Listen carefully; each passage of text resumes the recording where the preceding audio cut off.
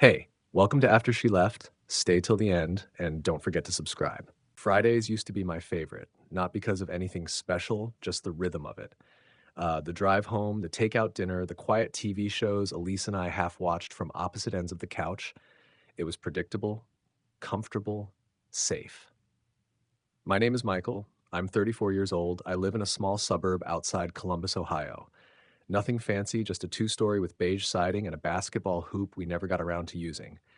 Most weeks I worked late, project deadlines, last minute meetings, the usual grind, but Friday night was sacred, a line in the sand.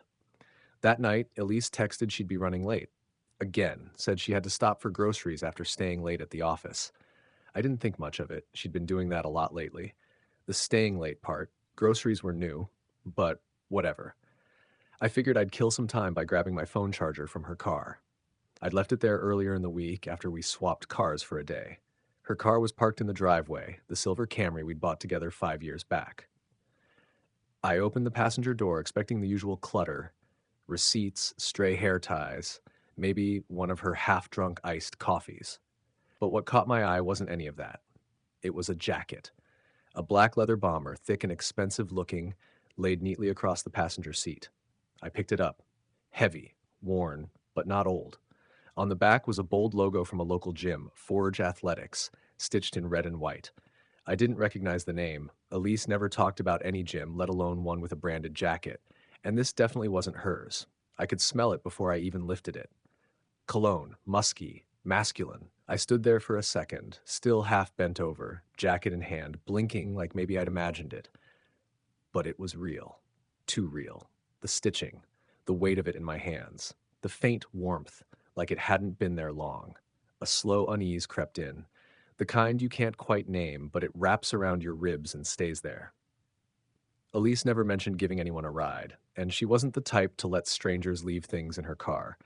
I told myself it could have been innocent. A coworker, a neighbor, a friend she hadn't thought to tell me about, but something about the way the jacket sat there, like it belonged, made my skin itch. I set it back down carefully, like it might bite. My charger was on the floorboard, tangled in one of her scarves. I grabbed it, shut the door, and stood there for a moment staring at the Camry like it might give me answers.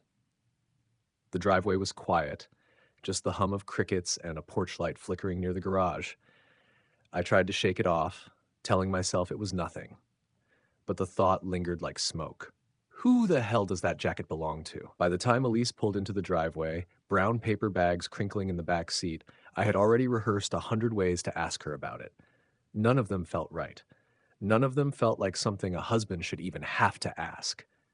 But there I was, waiting.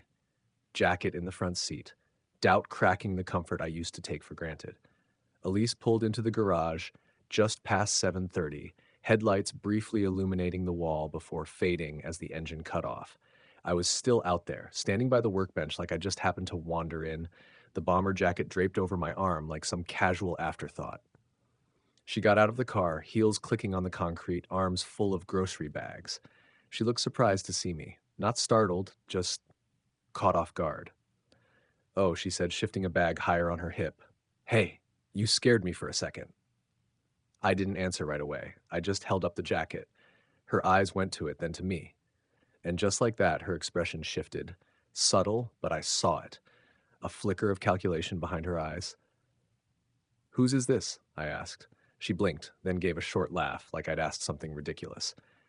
"Oh, it's probably from someone at work. I gave one of the guys a ride last week.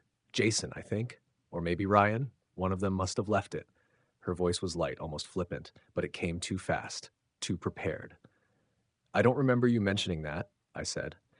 She shrugged and walked past me toward the door, her voice muffled by the bags. Didn't think it mattered. I followed her inside, jacket still in hand, feeling something tighten in my chest. The kitchen light was on. She dropped the bags onto the counter and started unpacking like nothing had happened. Apples, a carton of eggs, a loaf of bread. The same motions she'd done 100 times before, but now everything felt off. I set the jacket down on a bar stool.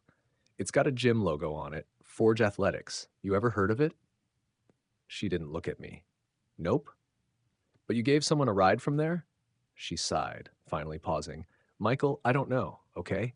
I give people rides sometimes. I don't keep track of everyone's jackets. Can we not do this right now? Her tone sharpened, not angry exactly, but clipped, annoyed, like I was the one being unreasonable. I'm just asking, and I already told you, she snapped, turning to face me now. It's not a big deal. Just drop it. Then she grabbed the rest of the groceries and marched toward the pantry, her back straight, her pace just a little too quick. I watched her for a long second. Something about the way she moved, the way she wouldn't meet my eyes. It didn't sit right. You need anything else? She asked, already halfway down the hall. Because I'm exhausted and I'm taking a shower. That was it. Conversation over. She didn't wait for an answer. I heard the bathroom door close a second later, followed by the soft whir of the fan kicking on. I stood alone in the kitchen, the bomber jacket sitting there on the stool like a guest no one had invited. My hands were still at my sides, half clenched. I wasn't sure what I'd expected. An apology? A better lie? Something that didn't feel like she was pushing me out of my own house with nothing more than a shrug. The thing is, Elise wasn't a careless person. She didn't just forget to mention things. And she definitely didn't let random men leave their cologne-soaked jackets in her car. I sat down slowly, the silence of the garage creeping back in through the walls. For the first time in years, I realized I didn't know what Elise did on a Tuesday night after 7 p.m. I didn't know who this jacket belonged to. And worse, I wasn't sure I believed anything she'd just said. The first real crack had formed, small, sharp, and suddenly I couldn't stop seeing it. By Monday, the jacket was gone. I didn't ask what she did with it. I just noticed the empty bar stool where it had sat all weekend. Elise hadn't brought it up again, and neither did I.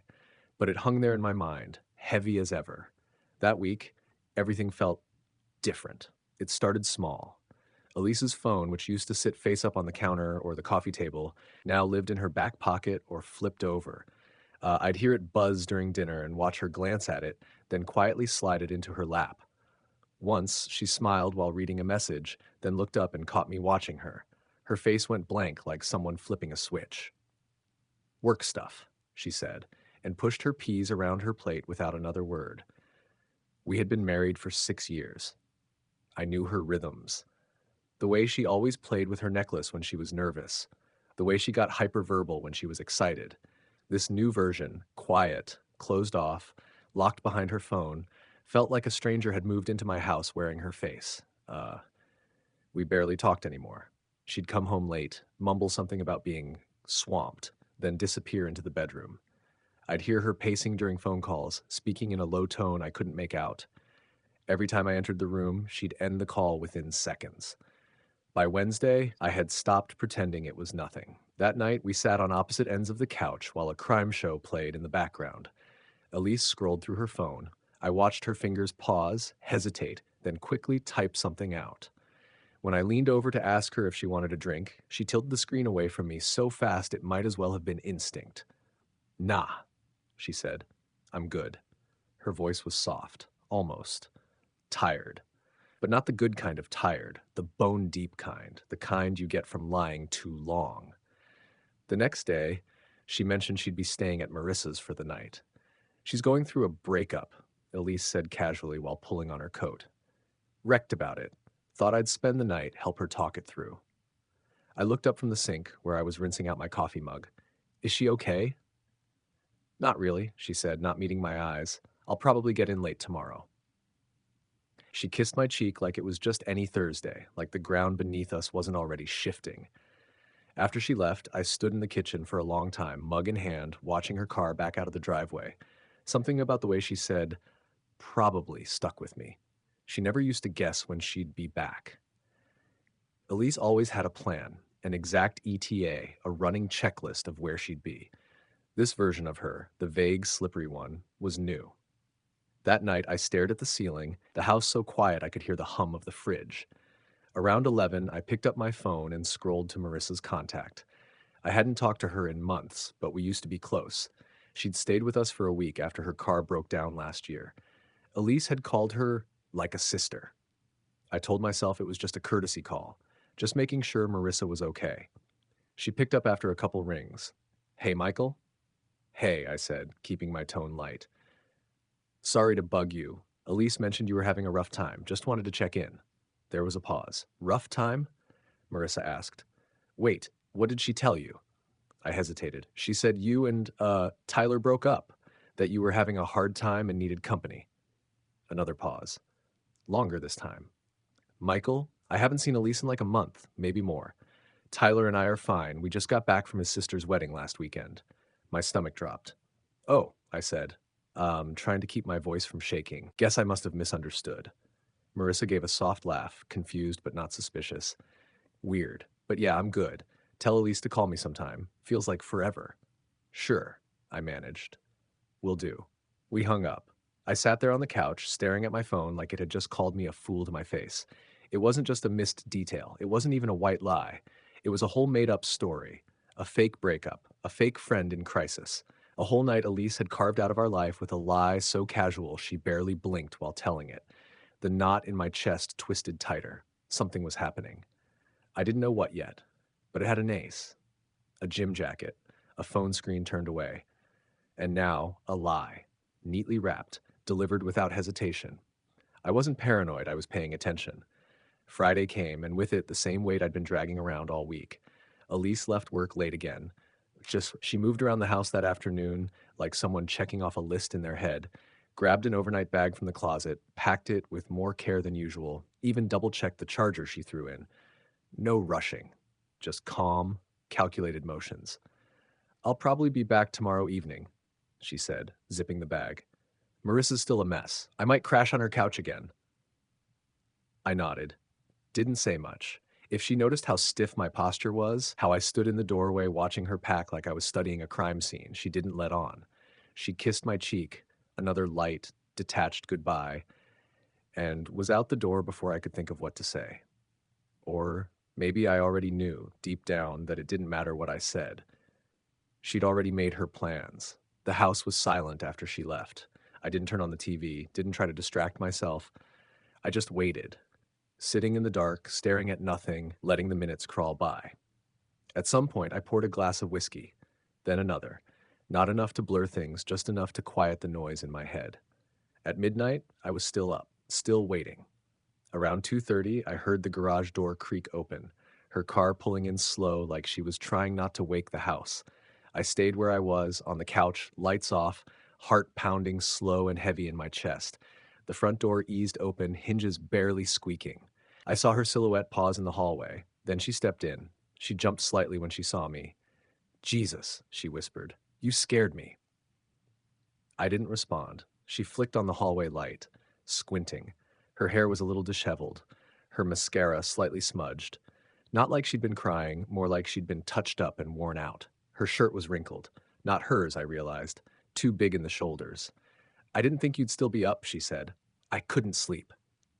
She gave a tired sigh and walked past me, setting her bag near the stairs. It was a long night. Marissa, she started. I cut her off. Marissa's fine. I talked to her. Her foot froze on the bottom stair. Slowly, she turned to face me. What? I called her, I said, my voice calm but firm. Last night, she said she hasn't seen you in over a month. Elise didn't say anything right away. Her face twitched, just slightly, then settled into something cooler. Why would you do that? Because I'm not stupid, I said. Because something's been off for weeks, and now I know I'm not imagining it. She crossed her arms, defensive. You're spying on me now, I laughed once. Don't turn this around. You lied, Elise. You made up a whole story. She rolled her eyes. It wasn't a big deal. I just didn't want to get into it. I needed space. Space from what? She didn't answer. A long silence fell between us. She started to head upstairs, clearly trying to escape the moment. Then I saw it. As she walked past, the collar of her shirt shifted slightly, just enough to reveal a faint lipstick stain, high on the shoulder, smudged and pink, an unfamiliar shade, not one I'd ever seen in our bathroom drawer. Elise, I said sharply. She stopped halfway up the stairs. What? I stood slowly and walked toward her. Whose shirt is that? She looked down at it like she hadn't noticed. It's mine. No, it's not. It's from the gym. I borrowed it after class. Which gym? Forge Athletics? That name caught her. Barely, but it caught. Her face stiffened. Her eyes darted toward the door, then back at me. I'm too tired for this, she mumbled, and then she was up the stairs, disappearing into the bathroom. A moment later, I heard the shower turn on. I stood at the base of the staircase for a while, staring at the carpet where her bag sat half zipped. The jacket was gone, but everything else was still there: her perfume, her brush, her charger, a water bottle. I didn't go through it. I didn't need to. The truth wasn't screaming. It wasn't wild or dramatic. It was quiet, slippery, dripping down the walls like condensation from a long, humid night. A made up trip, a smudged collar, a stranger's shirt, and a shower at 3 in the morning. She was cheating, and she thought I was too polite, too trusting, too married to say it out loud. But the worst part, she didn't even try to hide it well. That's what broke me more than anything. Not just the betrayal, but how easy she thought it would be to lie to my face. Like I'd never looked close enough to see the truth was right there, staring back. I didn't plan to go through her laptop. That morning, Elise had left early again, said she had to get to the office before a meeting. She kissed me goodbye like everything was normal, her voice light, her smile just convincing enough for someone who wasn't looking too closely. But I was looking, every minute now. I sat at the kitchen table, sipping cold coffee, staring at the spot where her laptop always rested, half under a stack of mail, screen closed but not shut down. I told myself I was just going to check something. Just peek at the browser history, maybe. Not to pry, just to understand. That was the word I kept using in my head. Understand. I opened it. No password prompt. Just her desktop, still open from the night before. One window minimized, an email thread about office schedules, but another tab caught my eye. A chat app. One I didn't recognize. I clicked it. The name at the top hit me like a punch. Ryan. I stared at the screen. Lines of messages scrolled up the thread. My stomach twisted as I read. You looked so good last night, I'm still thinking about you in that black top. You like that? I wore it for you. Figured you'd notice. I always notice. Can't wait till we don't have to sneak around anymore. Me too. Michael's still clueless. There were photos, not explicit, but intimate. Elise smiling in a hotel mirror. Elise in workout clothes at a gym I'd never been to. Ryan sending selfies from what looked like his apartment, sometimes shirtless, always confident. I couldn't breathe. I scrolled further. Weeks of messages, then months. Flirty talk, jokes, details, plans. Elise telling Ryan about how frustrated she was at home, how she felt like she was fading here, how he made her feel alive again. The words blurred on the screen, but I couldn't stop reading. And then I saw the money. In another tab, her banking app was still logged in. I clicked through the transactions, multiple transfers, all from our joint savings, all to a name I now knew too well, Ryan Dawson. First it was 100 here, 250 there. Then larger amounts, 800, 1,000, one for 1,700 labeled for the move, another one marked support for a few weeks. She was giving him our money. I opened the spreadsheet where she'd tracked bills.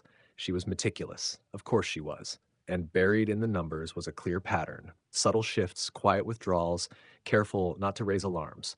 Until now, it hadn't been a one-time thing, not some brief lapse in judgment. This was a life, a whole parallel life Elise had been building behind my back. I sat there in silence, the laptop humming quietly like it didn't just gut my marriage. The sound of the refrigerator kicking on felt deafening. I looked around the kitchen, our kitchen, at the counter we'd picked out together, the fridge covered in grocery lists, dumb magnets from weekend trips. None of it felt real anymore. The woman I'd married was gone.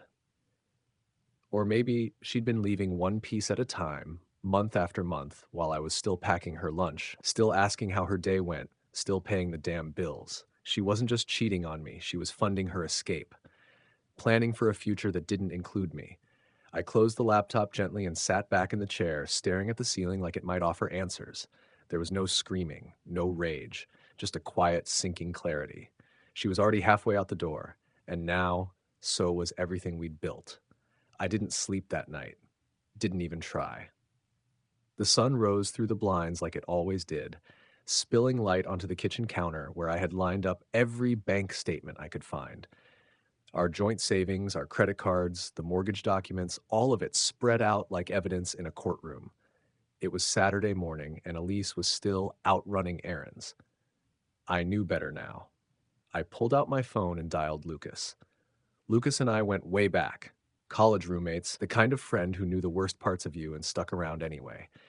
He'd gone into real estate law after graduation, and though we hadn't talked much lately, I knew he was sharp, honest, unshakable. Mike, he answered groggily. Everything okay? No, I said. I need your help, and I need it now.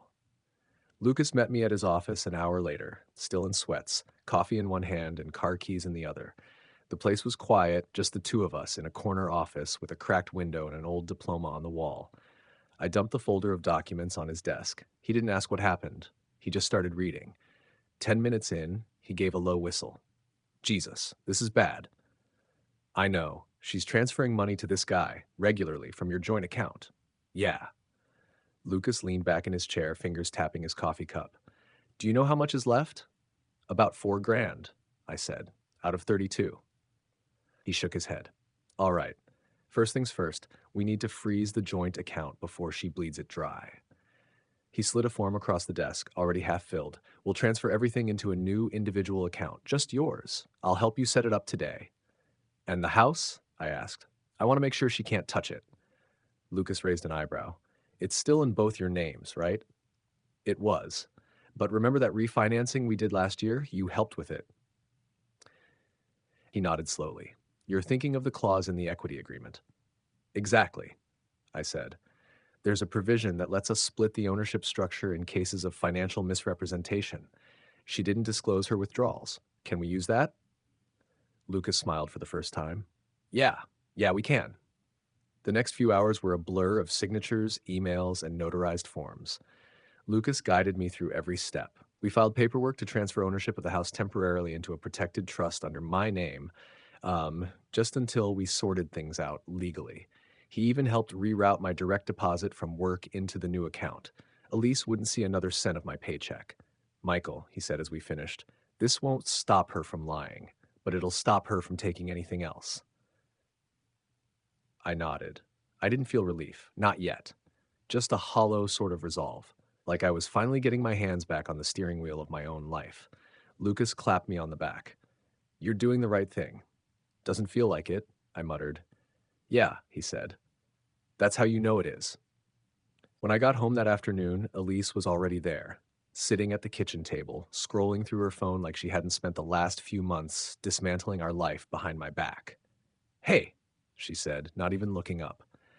I stared at her for a moment, at the woman I thought I knew, at the calm mask she wore so well.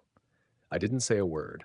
I just walked upstairs, locked the office door behind me, and put every single document into a fireproof box under the desk. The account was frozen. The house was protected. My money, what little was left, was mine again. It wasn't revenge. It was defense. And for the first time in weeks, I finally felt like I wasn't just reacting. I was preparing. Elise was curled up on the couch, legs tucked under her, scrolling through her phone like it was just another lazy evening. I stood in the doorway, watching her. For a second, I almost didn't say anything. Part of me wanted to turn around, go upstairs, and just let it all fall apart silently. But that version of me, the passive one, the one who waited for honesty, was gone. Elise, I said. She looked up. I stepped fully into the room, calm, steady. I know about Ryan. The words landed like bricks. Her face didn't fall right away. She held onto her mask for another second or two, but I saw the shift, the tightening around her eyes, the sharp inhale she tried to hide. What are you talking about? She asked, sitting up straighter. I saw the messages, I said, the photos, the money transfers, everything. She opened her mouth, ready to deny it, but then closed it again. Too late. The air had already changed. I can explain, she said finally, her voice low. I'm not interested in explanations. She blinked. Michael, I'm not yelling, I said, cutting her off. I'm not throwing things. I'm not begging for reasons. I just want you to understand that it's over. She looked stunned, like she hadn't expected me to say it out loud, like all her power came from me not saying it. You're still here, I said, physically, but you've been gone for a while now. She stood, arms crossed over her chest. So what, you're just done? Just like that?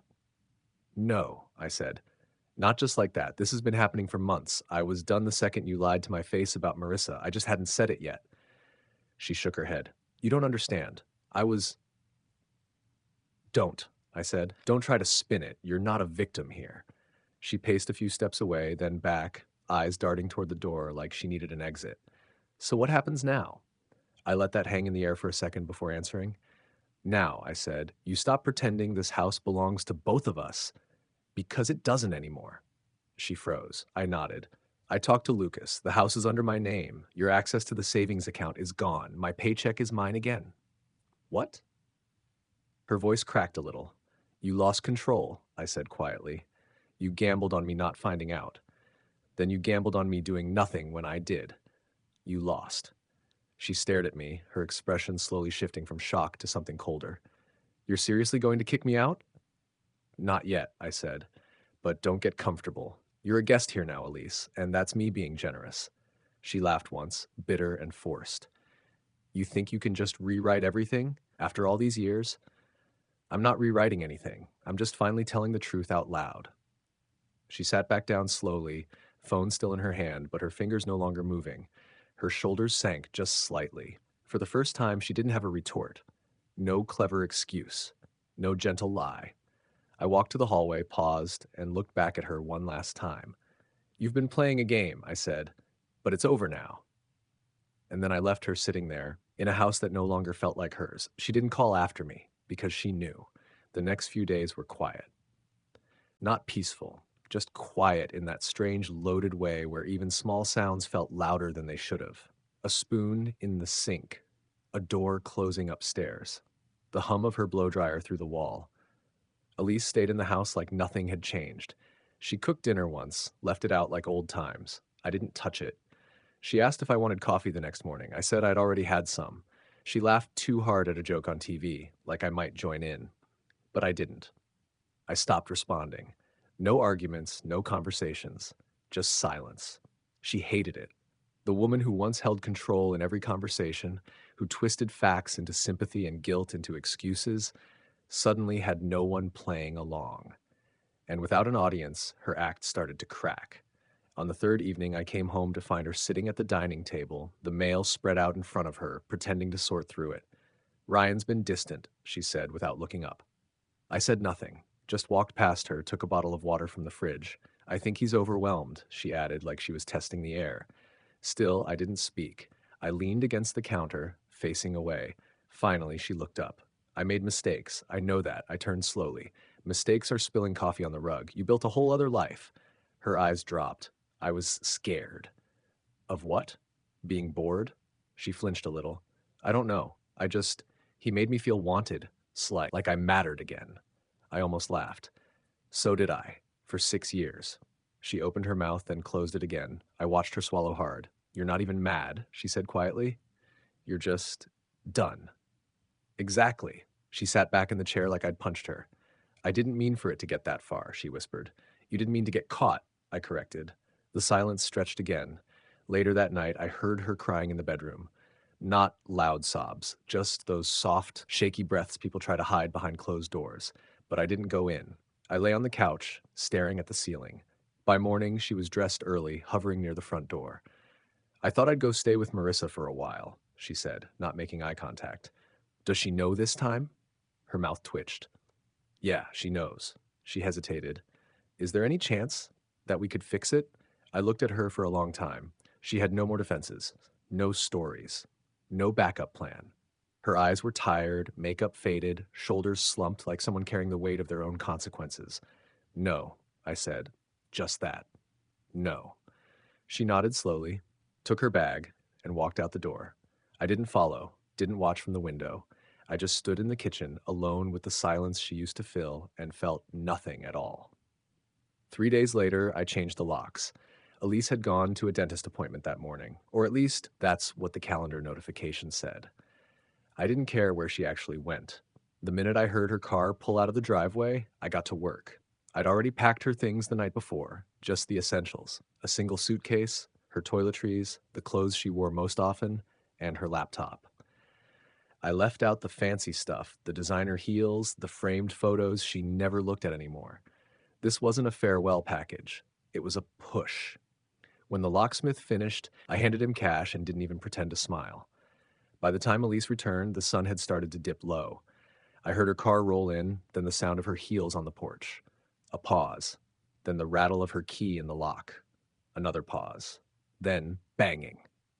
Michael? She called out. What's going on? The key isn't working. I stepped into view from the living room window, just far enough back that she could see me through the glass but not hear me unless I opened the door. I didn't. She spotted me and stepped closer, knocking harder now. Michael, open the door. We need to talk. I didn't move. Her voice rose. Michael, please, this is ridiculous. You can't just lock me out like this. The suitcase was already outside next to the porch light. She hadn't noticed it yet. Michael, I'm serious. I walked away from the window. She yelled something else. I couldn't make out the words. Then I heard her gasp, followed by silence. She must have seen the suitcase. The message was clear. A few seconds passed. No more knocking, no more shouting. Just quiet. Then I heard the soft sound of footsteps walking away. Days later, I stopped at a red light near the main intersection downtown. It was a gray afternoon, one of those spring days that couldn't decide if it wanted to rain or not. I glanced over without thinking, and there she was, sitting on a bus stop bench. Her hair was tied back, but messier than usual. She was hunched over, arms wrapped around her knees. Next to her, a man I recognized from one of the photos, Ryan. He was standing, his hands thrown up in frustration, clearly yelling at her. She didn't say anything, just stared straight ahead like she wasn't even there. She looked lost. Ryan turned and walked off, shaking his head. She stayed on the bench, staring at the pavement. Then she saw me. Her eyes lit up for half a second, like maybe this was her chance. She stood, hesitated, then stepped toward the sidewalk. I didn't roll down my window. I didn't smile. I didn't wave. When she took another step, I just shook my head once. Slowly, firmly. Her face fell. She stopped walking, the light turned green. I pressed the gas and drove away without looking back. No more words, no more explanations, no more chances.